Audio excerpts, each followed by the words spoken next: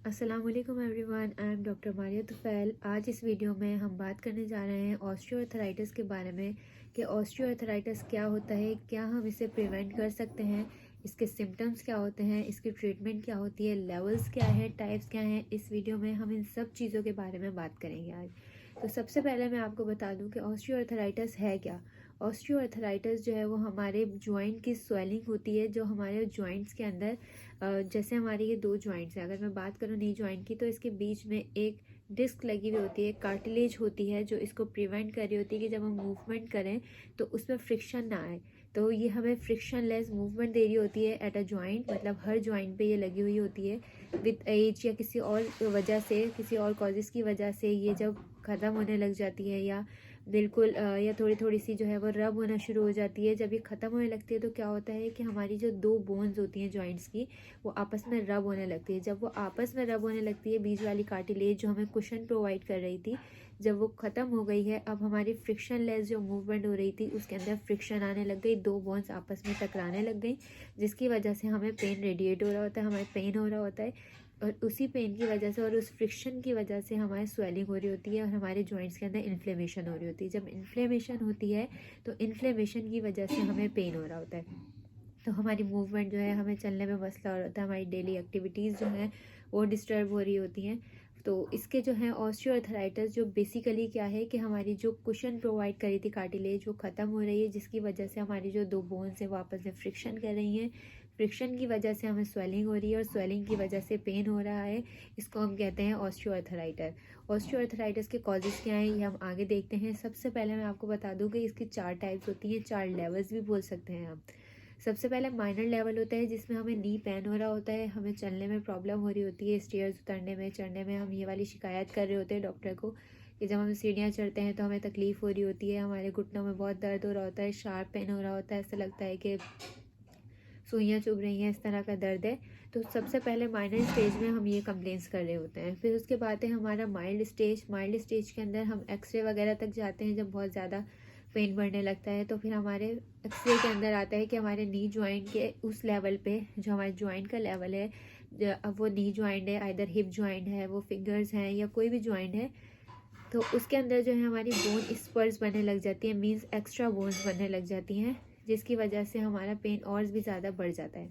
फिर थर्ड जो है वो हमारा है मॉडरेट। मॉडरेट के अंदर हमारी जो कार्टिलेज होती है वो आधा कह सकते हैं 50 to 60% जो है वो ख़त्म होने लग जाती है। और सीवियर जो हमारा केस होता है, फिर उसके अंदर हमारी कार्टिलेज ऑलमोस्ट 90 to 95% ख़त्म हो चुकी होती है, जिसकी वजह से फ्रिक्शन आ रही होती है बोन्स में, और उसकी वजह से बेइंतहा पेन जो है वो बढ़ जाता है, जिसकी वजह से फिर हम अलग अलग टाइप के ट्रीटमेंट्स, मेडिसिन वगैरह ले रहे होते हैं। उसके बाद हम आगे करेंगे।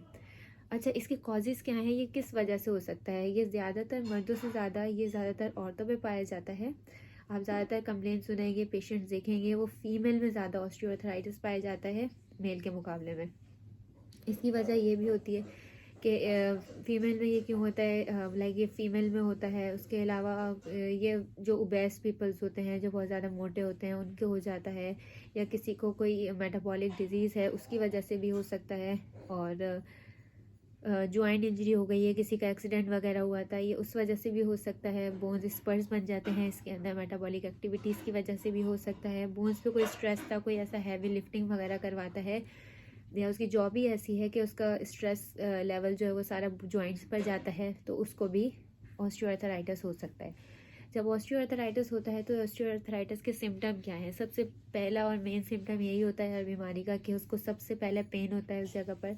तो इसके अंदर भी जॉइंट पेन होगा, हमें स्टिफनेस फील होगी, टेंडरनेस फील हो रही होगी, ऐसा लग रहा होगा कि खिंचा खिंचा सा हो रहा है, स्वेलिंग हो रही होगी, इंटरनली तो स्वेलिंग हो रही है और इन्फ्लेमेशन हो रही है, बट समटाइम ऐसा होता है कि हमारी नी पे एक्सटर्नली भी स्वेलिंग हो रही होती है, बोन स्पर्स बनने लग जाते हैं, छोटी छोटी बोन्स जो है वो जॉइंट्स पर इंटरनली बनने लग जाती हैं। समटाइम हमें फील भी होता है कि बोन स्पर बन रही है, हमारी एक्स्ट्रा बोन्स बन रही हैं, ये हमारे रिस्क फैक्टर्स होते हैं। इसकी ट्रीटमेंट ये है कि अगर हमें माइनर या माइल्ड लेवल का है ऑस्टियोआर्थराइटिस, अगर मैं ट्रीटमेंट की अब बात करूँ तो अगर माइल्ड और जब माइनर और माइल्ड लेवल का है अगर ऑस्टियोआर्थराइटिस, तो हम इसे वैसे ही विदाउट सर्जरी भी इसका जो है वो स्टॉप कर सकते हैं, उस लेवल पर मैनेज कर सकते हैं, लेकिन जो डैमेज हो गया है हम उसको दोबारा रिकवर नहीं कर सकते। जो फर्दर इसमें डिफ़िकल्टीज़ हो सकती हैं और चीज़ें ख़राब हो सकती हैं, हम उसको रोक सकते हैं, मैनेज कर सकते हैं। बट जो डैमेज हो चुका है हम उसको सही नहीं कर सकते। तो अगर तो माइल्ड लेवल पे है, माइनर लेवल पे है, तो एज अ फिज़ियोथेरेपिस्ट जो है हम फिज़ियोथेरेपी करवाएंगे, इसकी स्ट्रेंथनिंग एक्सरसाइजेस करवाएंगे। अगर नी जॉइंट है हम स्ट्रेंथनिंग एक्सरसाइज, हैंड एक्सरसाइजेस करवाएंगे, स्ट्रेंथनिंग सारी एक्सरसाइजेस करवाएंगे इनको। उसके अलावा इन्फ्लेमेशन रिड्यूस करने के लिए हम हॉट पैक या कोल्ड पैक का इस्तेमाल कर सकते हैं। उसके अलावा हम अगर हमें और भी चीज़ें हैं तो एक्सरसाइज की बात जो है वो नेक्स्ट वीडियो में बताऊंगी आपको। ऑस्टियोआर्थराइटिस की एक्सरसाइजेज, स्ट्रेंथनिंग एक्सरसाइजेज, आप वॉक कर सकते हैं, ये सारी चीज़ें जो है वो मैं नेक्स्ट वीडियो में आपको बताऊंगी। अगर तो माइल्ड और माइनर लेवल पे है तो हम इन चीज़ों से कवर कर सकते हैं। इनको पेन के लिए हम इसको मेडिसिन वगैरह दे सकते हैं। लेकिन अगर सीवियर लेवल के ऊपर चला गया, हम लाइक अब कार्टिलेज बिल्कुल रिमूव हो गई है या बहुत ज़्यादा गैप आ गया अब दोनों नीज के बीच में, तो surgery is the only solution. फिर हम सर्जरी की तरफ जाते हैं और नी रिप्लेसमेंट करवाते हैं, क्योंकि पेशेंट से जो है वो अब पेन जो है वो बेयर नहीं हो रहा, वो बर्दाश्त नहीं कर सकता, जिसकी वजह से अब हमारे पास एक ही सोल्यूशन बचा है और वो है surgery. But in a severe cases, अगर सीवियर नहीं है, माइल्ड है, मॉडरेट लेवल तक है, तो हम इसे फिजियोथेरेपी से मैनेज कर सकते हैं, हम पेन मैनेज कर सकते हैं विदाउट एनी मेडिसिन। तो आज का हमारा टॉपिक यही था, ऑस्टियोआर्थराइटिस। अगर आपको इससे कोई भी क्वेरी है या कोई भी चीज़ आपको पूछनी है तो आप मुझसे कमेंट में पूछ सकते हैं। इसकी जो एक्सरसाइजेस की वीडियो है वो मैं आपको इंशाल्लाह बहुत जल्द नेक्स्ट वीडियो में दे दूँगी। जब तक के लिए आप मुझे इजाज़त दीजिए। अल्लाह हाफिज़।